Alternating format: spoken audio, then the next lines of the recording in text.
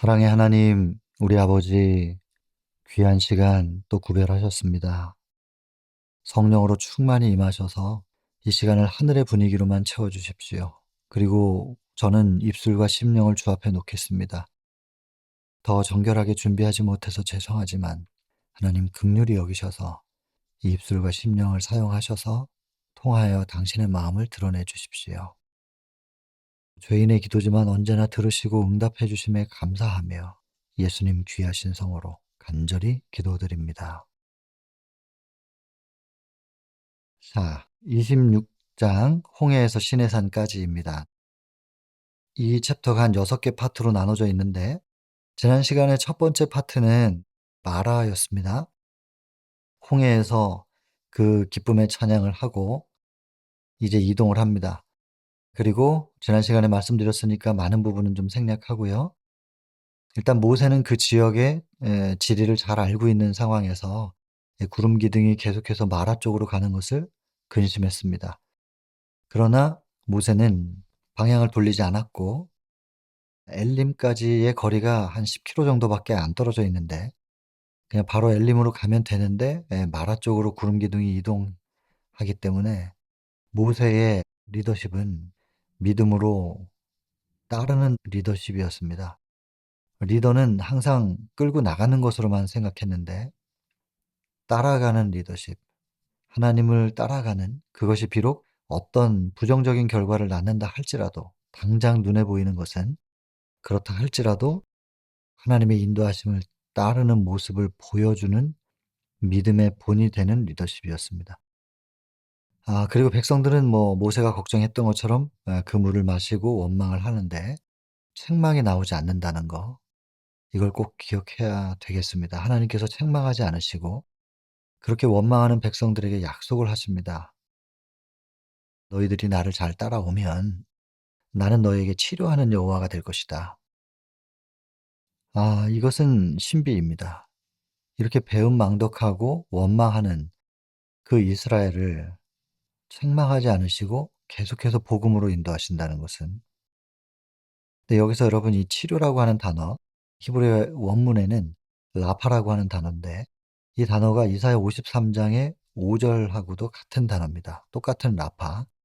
그 단어가 뭐냐면 그가 채찍에 맞음으로 우리가 나음을 입었다. 그래서 이 치료라고 하는 거, 우리가 병든 상태에서 회복되는, 나음을 입었다. 죄의 바이러스 때문에 우리가 다 병들어 있지요. 그래서 나중에 이제 신약 시대에는 마태복음 8장 17절에 보면 우리의 연약함을 친히 담당하시고 우리의 병을 짊어지셨도다. 다 같은 맥락인데요. 요한복음 1장 29절에 세상 죄를 지고 가는 하나님의 어린 양, 죄를 짊어지셨다. 우리의 병을 짊어지셨다. 치료하신다. 그가 채찍에 맞음으로 우리가 나음을 입었다. 다 같은 맥락입니다. 건강하게 잘 태어난 자녀가 바이러스에 감염돼 가지고 지금 고통스러워하고 잘못하면 죽을 수도 있는 그런 상황에서 부모의 마음은 어떻게 하든 치료하고 회복시키고 원래대로 건강한 모습으로 복원시키는, 제가 복원이라는 것이 이제 사람에게는 잘 쓰지 않지만 무너진 성전을 복원하다. 원문 뜻에 또 그런 뜻이 있어서 그런 단어를 썼습니다.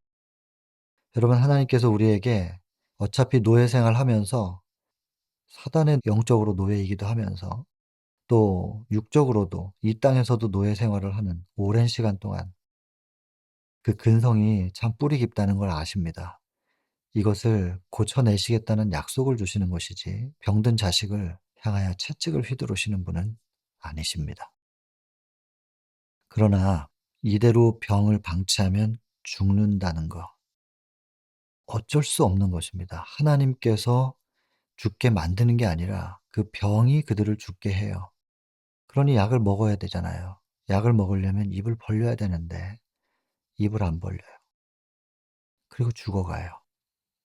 그런데 아무리 사랑했지만 그 자녀가 죽었다면, 끝내 입을 벌리지 않고 약을 먹지 않고 그래서 죽는다면 아직 다른 자녀들이 또 있지 않습니까? 이 죽은 자녀의 시신을 그냥 두면 세균이 자꾸 번식하고 전염이 돼서 살아있는 자녀들을 또 병들게 할 거예요. 그러니 장사 지내야 돼요. 그것이 화장을 하면 태우는 것이고 수장을 하면 물에다가 띄우는 것이고, 그래서 노아 홍수는 수장이었고 소돔과 고모라는 화장이었고, 여러분 이 속에 하나님의 눈물을 봐야 되는데 하나님을 두려운 분으로 생각하시면 안 됩니다. 다만 여러분, 빛과 어둠이 공존할 수가 없습니다. 빛이 충만하면 어둠은 사라져요. 그러니 하나님이 두려운 분이 아니라 우리가 어둠일 때 하나님을 두려워해야 돼요.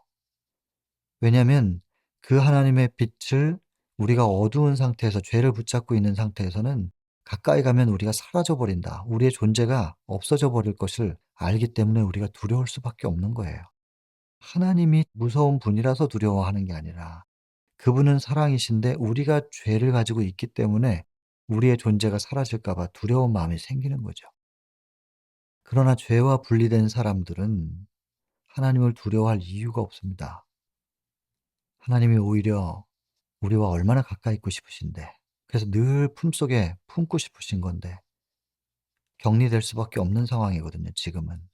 그러니 안타까워도 더 가까이 오지 못하시는 하나님의 마음을 우리가 이해해야 되고, 끝내 약을 먹지 않아서, 입을 벌리지 않아서 그 약을 섭취하지 못해서 죽는다면 눈물로 그 자녀들을 장사 지내는 하나님의 마음을 우리가 알아야 되는데 자꾸 이걸 거꾸로 생각해요.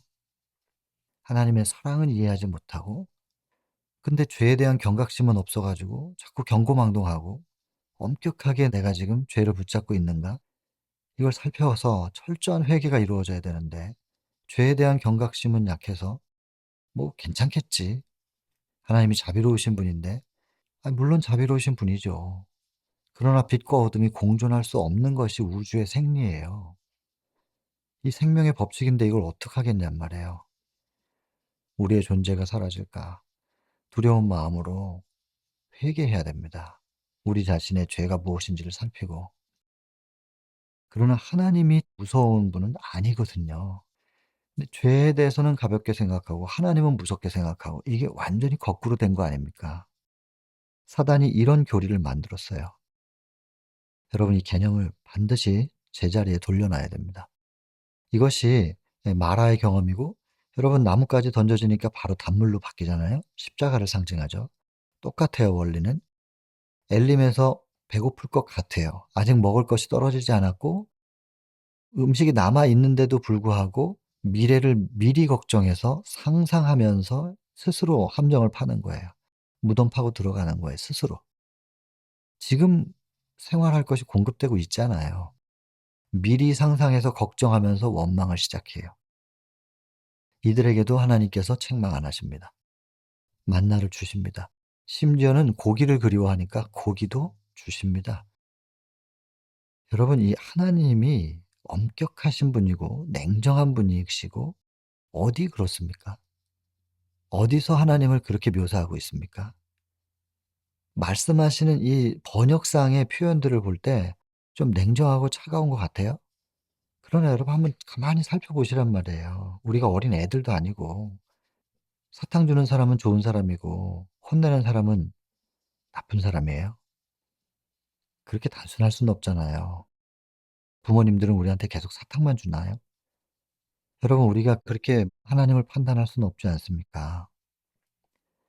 메추리도 주긴 주지만 이 하나님의 안타까운 마음을 이해하셔야 됩니다.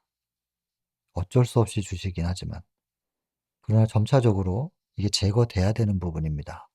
이게 고기 주셨는데 뭐 이러면서 고기 먹는 것에 대하여 부담 없이 그냥 막 드시고, 여러분 이러면 곤란합니다. 왜냐하면 선악과 먹고 안 먹고의 문제가 아니라 하나님과의 관계 문제였잖아요. 육식을 통하여 우리의 품성이 어떻게 형성되는지 우리는 이제는 알아요. 이제 증언에만 있는 것이 아니라 그 표현들이 이제는 과학적으로 그런 얘기를 한단 말이에요. 과학이 이걸 입증해내고 있단 말이에요. 여러분 차근차근 제거돼야 될 건 제거돼야 되는 것입니다. 하여간 이 만나를 주셨을 때 삼중기적으로 주시죠. 매일 내리던 만나가 토요일에는 안 내립니다. 안식일에는 안 내려요. 일곱째 날에는 안 내리고, 그리고 그래서 금요일에는 또 두 배를 거두게 하세요. 근데 평상시에 많이 걷어간 사람들이 다 썩어 버렸거든요. 그다음 날 하루만 지나면 썩어요. 만나는 매일 먹어야 돼요. 매일 걷어야 되고. 어제 많이 걷어 놓고 어제 많이 비축해 놨다고 해서 오늘까지 유지되는 게 아니란 말이에요. 매일매일.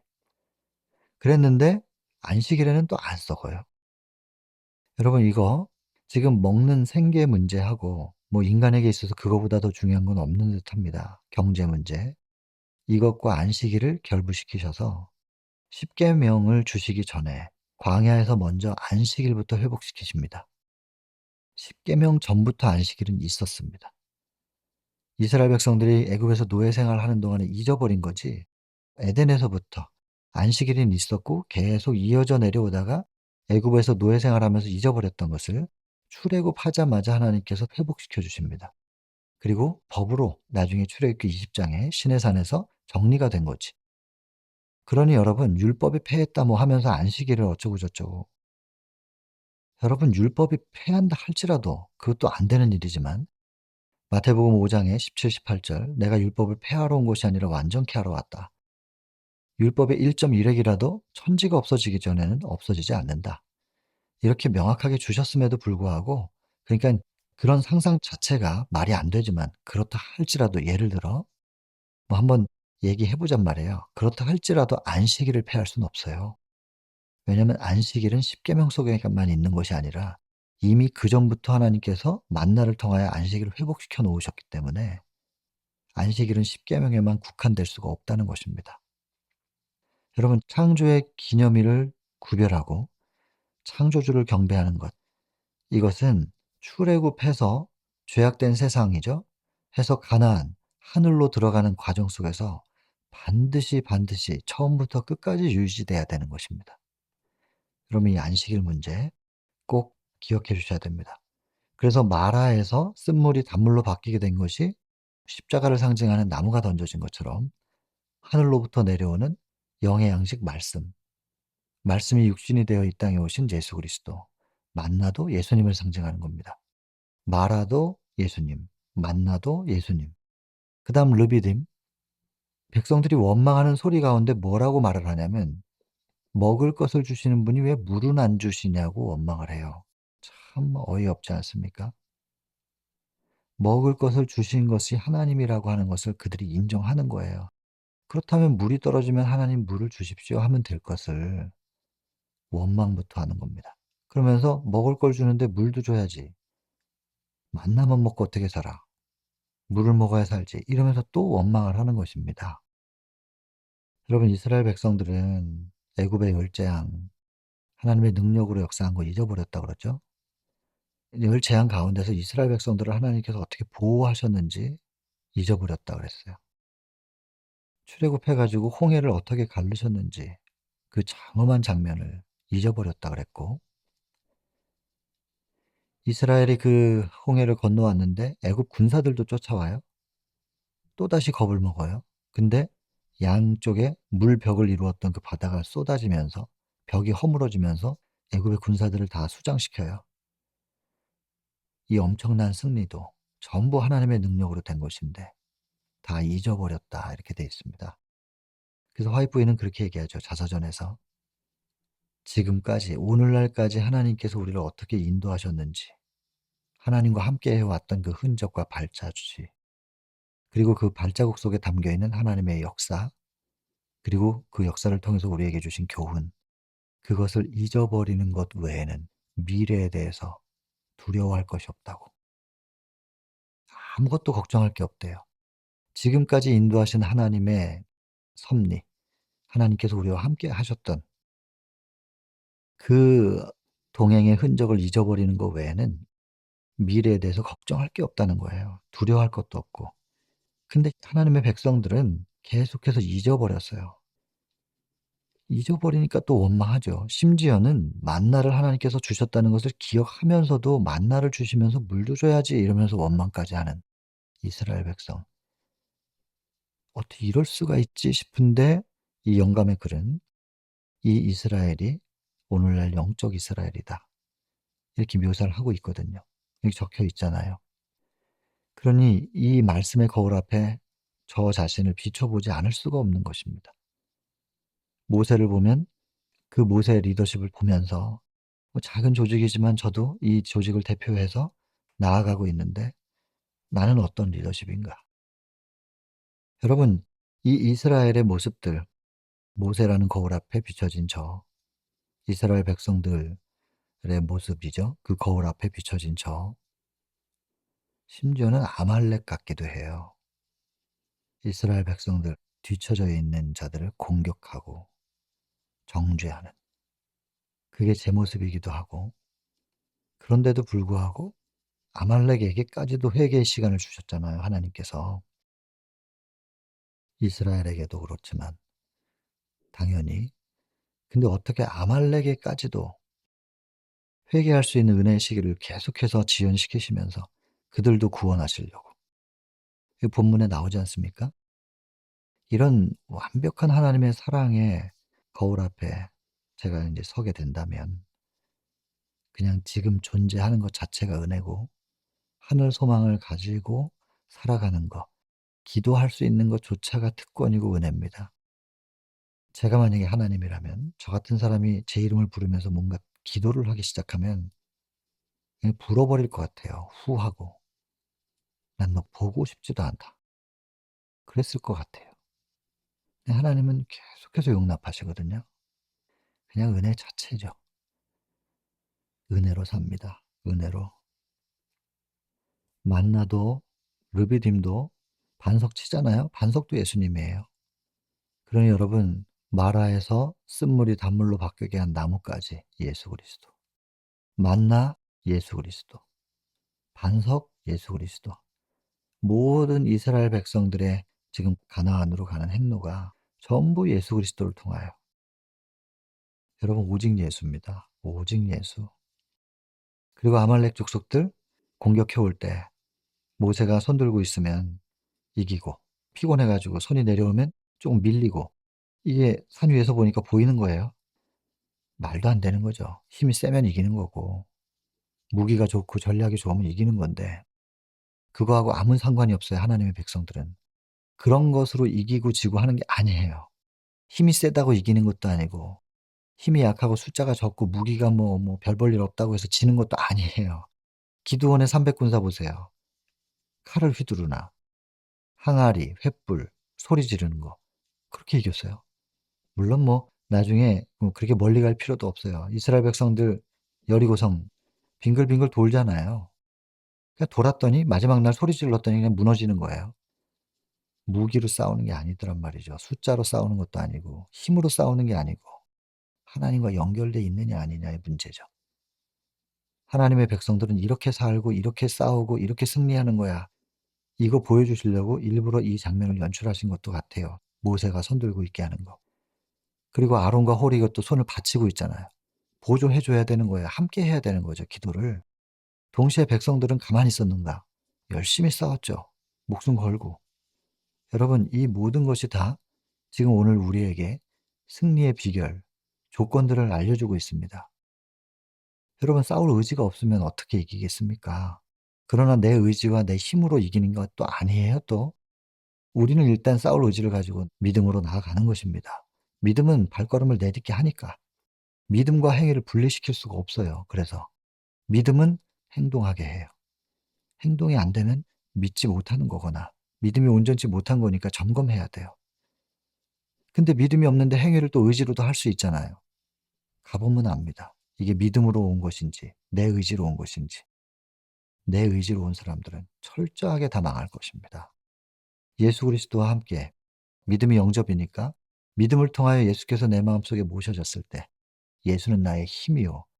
예수님을 힘입어 우리가 나아가게 될 때 그때 승리가 있는 거죠. 그래서 믿음의 발걸음이 내딛어지고 그리고 계속해서 하늘과 연결되어 있는 상태로 유지돼야 돼요. 그것이 피곤하다고 내려오면 안 돼요.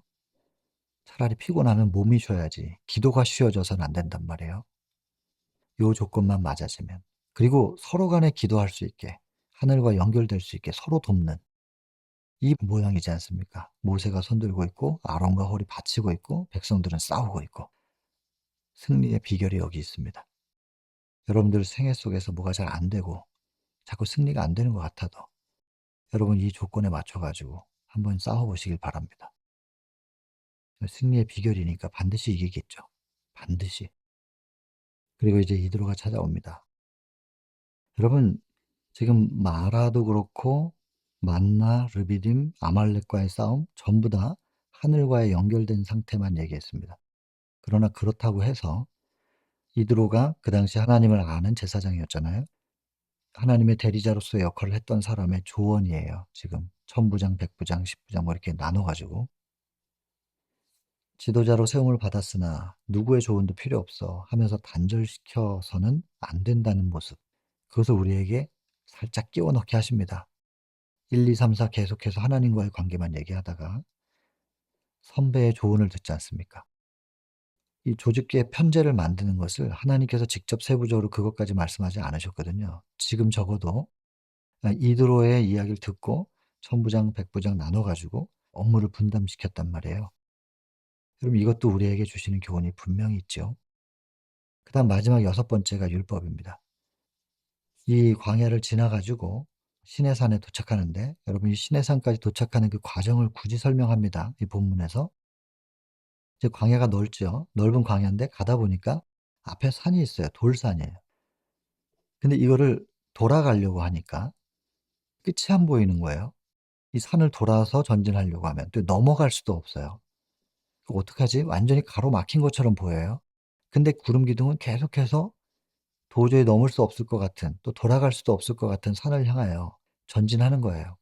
만약에 산을 돌아가야 된다면 멀리 떨어져 있을 때 이미 각도를 산을 도는 쪽으로 잡으면 훨씬 더 동선이 줄어들 텐데 산 앞에까지 가 가지고 다시 산 능선을 타고 돌면 굉장히 오래 걸어야 돼요. 돌아가지도 못하고 넘어가지도 못하는 산을 향하여 구름 기둥이 계속 이끌고 있단 말이에요. 왜일까? 계속 가 봤어요. 믿음으로 가요. 갔더니 그 거대한 돌산 사이에 중간에 양쪽에 두 절벽이 있는데 사이에 길이 있네요.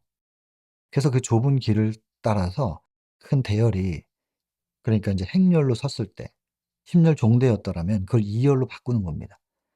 바꿔 가지고 좁은 길을 통과해야 되니까 길게 늘어서 가지고 이제 통과를 하기 시작하는 거예요. 여러분 멀리서 봤을 때 거대한 바위산이었는데 '왜 자꾸 저기로 구름 기둥이 인도하는가? 저걸 넘으라는 건가 우리 보고? 저기 산 밑에까지 가 가지고 산을 타고 돌라는 건가?' 그렇게 피곤하게 여러 가지 이런 생각할 수 있었겠죠. 근데 구름 기둥이 계속해서 돌산을 향해서 인도를 할 때 따라가 보니 길이 있더라. 멀리서는 안 보였는데 가까이 가 보니까 좁은 길이지만 길이 있더라 이겁니다. 그래서 그 거대한 무리가 길게 줄을 이어 가지고 그 좁은 길을 통과해 나가는 겁니다. 마치 홍해를 건널 때도 똑같았잖아요. 홍해도 양쪽에 물벽이 있었고 건너간 것처럼 지나간 것처럼 그 침례인데 지금 도저히 넘을 수 없을 것 같은 그 장애물을 향해서도 가 보니까 길이 있더라 이 말입니다. 인간의 눈으로는 도저히 넘을 수 없을 것 같았던 그 장애물, 돌아갈 수도 없을 것 같은 그 거대한 돌산. 근데 가 보니 그 돌산 사이에 길이 있더라 이 말입니다. 그래서 넘어가지 않고 그냥 그 사이로 걸어서 지나가요. 대신에 좁은 길이었죠. 그래서 멀리서는 안 보였던 길이 있다니까요. 여러분 거길 통과해서 그 좁은 길이 이제 끝났을 때쯤 시야가 확장이 되는 거죠. 장엄한 산이 하나 보여요. 그게 신의 산이에요. 그 반석을 친 르비딤 말입니다.